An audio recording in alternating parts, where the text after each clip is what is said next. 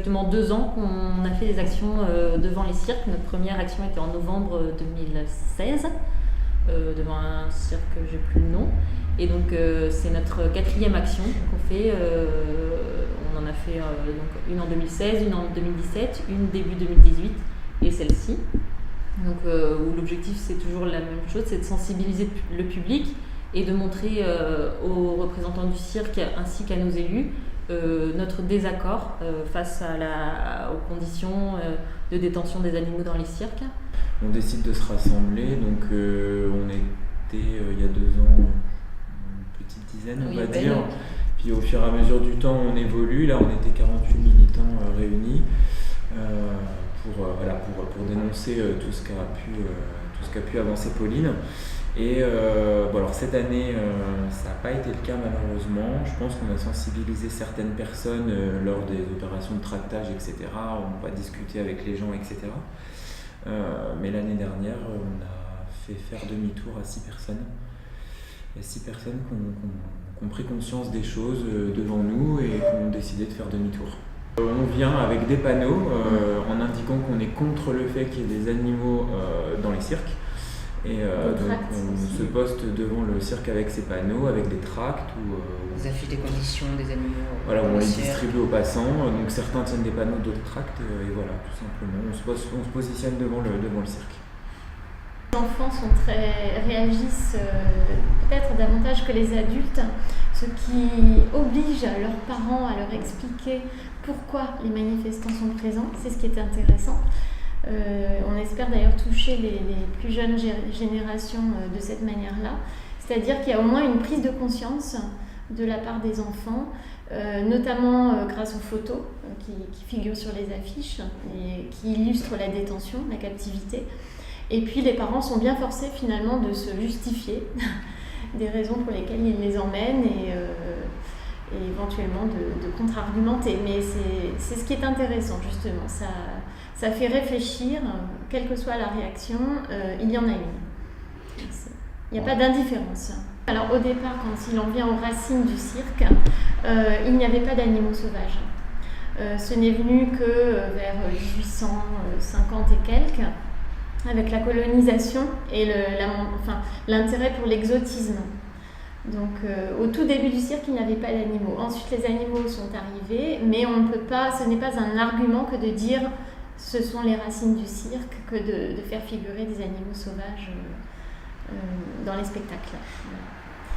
Alors ce qui pose problème, c'est le fameux article L214.1 du Code rural, puisque les animaux sont des êtres sensibles qui doivent être placés dans des conditions qui correspondent à leurs impératifs biologiques. Et ce n'est pas le cas en captivité, où on est face à l'exiguïté, l'itinérance pose des problèmes.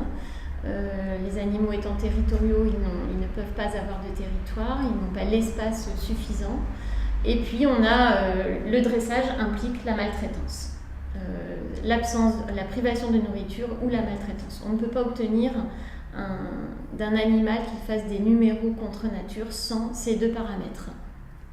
Vous trouvez beaucoup de vidéos, on voit les animaux qui font les 100 pas dans les cages. Donc ça, c'est souvent un signe de mal-être, de dépression. Des stéréotypies, en fait. Voilà. Donc ils restent sur place. Des balancements aussi. Les éléphants se balancent beaucoup quand ils sont attachés parce que c'est comme quelqu'un qui serait renfermé en prison, qui aurait un mouvement non naturel et qui prouve le mal-être.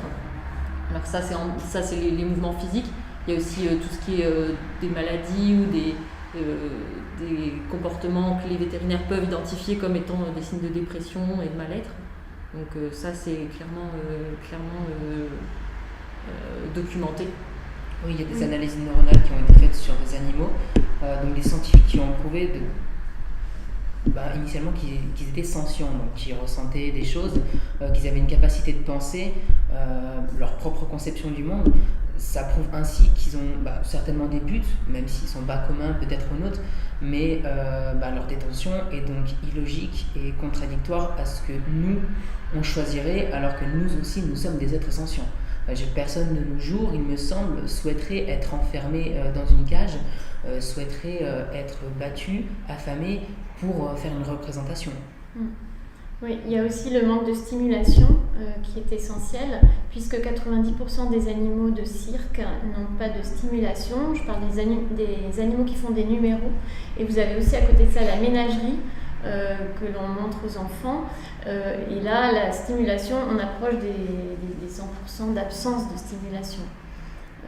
Donc c'est quand même quelque chose d'important, ça correspond à la nature de l'animal et à ses impératifs biologiques que d'être stimulé. Puisque dans un environnement naturel, ils vont chasser, faire des rencontres, avoir une vie sociale et connaître des nouveautés, s'adapter, etc. Tout ce qu'ils ne connaissent pas en captivité. Les professionnels du cirque, effectivement, viennent à notre rencontre lors de nos actions devant leur cirque. Ça se passe pas toujours mal. Il y a eu des fois où ça s'est mal passé et des fois où il y a de l'échange, mais bon, ça n'aboutit pas forcément derrière. Donc, Après, je pense qu'il y a quand même une prise de conscience de la profession, hein. On le voit parce qu'il y a de plus en plus de cirques qui renoncent aux animaux. De plus, moi, pour avoir fait plusieurs actions, j'ai l'impression que déjà ils sortent de moins en moins, oui. Et ils sont de plus en plus convaincus que le cirque vivra sans les animaux.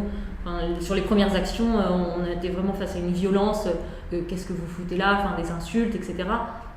À la dernière action, ils ne sont même pas sortis et j'ai l'impression qu'il y a eu une dégressivité de la violence qui montre bien déjà qu'ils acceptent notre mouvement parce que les arguments sont connus, reconnus, diffusés, donc ils ne peuvent plus les nier maintenant. Et ensuite parce qu'ils en ont peut-être un peu conscience, il y a des cirques qui se tournent vers d'autres arts du cirque qui marchent très bien aussi. Et donc il y a peut-être aussi une prise de conscience chez ces personnes-là également. Il ne faut pas applaudir au numéro d'animaux, mais les huer. Il ne faut pas rire de l'animal grotesque, mais le plaindre. L'animal savant est un pantin douloureux qui doit nous faire honte. Aucun animal ne mérite cet asservissement pour le divertissement de l'homme.